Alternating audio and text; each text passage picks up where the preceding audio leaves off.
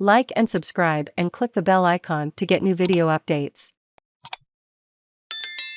Cannabis reform not as likely as some voters may hope. May 24, 2022, 2:05 p.m. Save login, register or subscribe to save articles for later.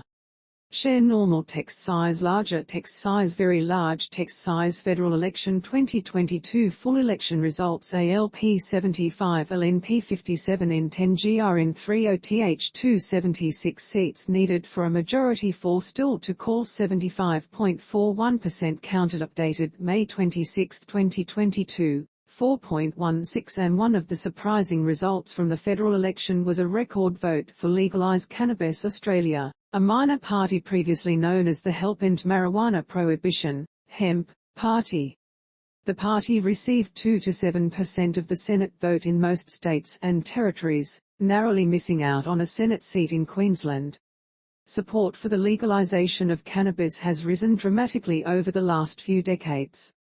Credit Rowan Thompson. This follows a notable result in the 2021 Western Australian state election, where it picked up 2 seats in the Legislative Council. Does the success of this single-issue minor party mean Australians are finally ready to legalise it? In 2019, for the first time in the survey's history, the National Drug Household Survey found more Australians support the legalisation of cannabis, 41.1%, than oppose it, 37%.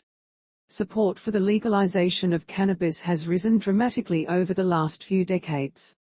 In 2007, only 21.2% of Australians supported legalisation. This jumped to 24.8% in 2020, then to 26% in 2013. It was 35.4% in 2016. By 2019, 41.1% of those surveyed supported legalisation. Only 22% of Australians surveyed in 2019 felt cannabis possession and use should be a criminal offence, compared to 34% in 2010.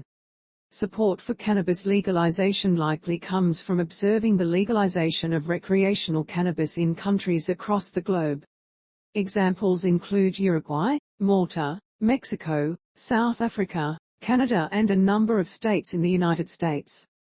Interestingly, very few Australians indicate they would use cannabis if it were legalised. Over 78% of respondents to the 2019 survey said that they would not use cannabis even if it was legal.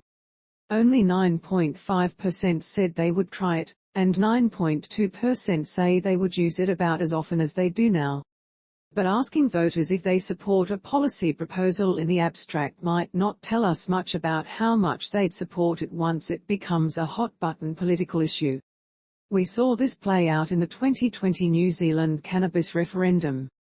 There, 51% of voters rejected the legalisation of cannabis, despite early opinion polling in 2020 indicating strong support. As the cannabis legalisation debate became a greater topic of discussion, support for legalisation gradually narrowed and finally flipped right before voting day. In the end, New Zealand narrowly voted no. Opponents argued a normalisation effect could encourage teenagers to start using cannabis or that there would be more drug-affected drivers on the road. Some argued there would be unpredictable effects of lung health and mental health. There is mixed evidence for each of these propositions, but the debate itself made voters more cautious about change. One of the big lessons from the last few decades of cannabis law reform is voters prefer a gradual and measured approach to drug liberalisation. Voters need to be convinced the legalisation of currently illicit drugs will successfully reduce health and social harms.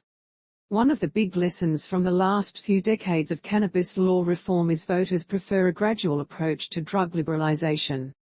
Credit iStock. One academic analysis of the failure of the New Zealand referendum noted the proposed bill failed to address voter concerns about potency, reducing the black market and the normalisation of cannabis.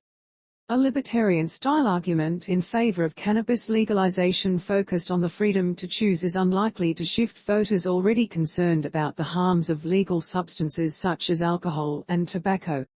A more moderate approach, centered around harm reduction and best practice regulation, is more in line with the values of voters.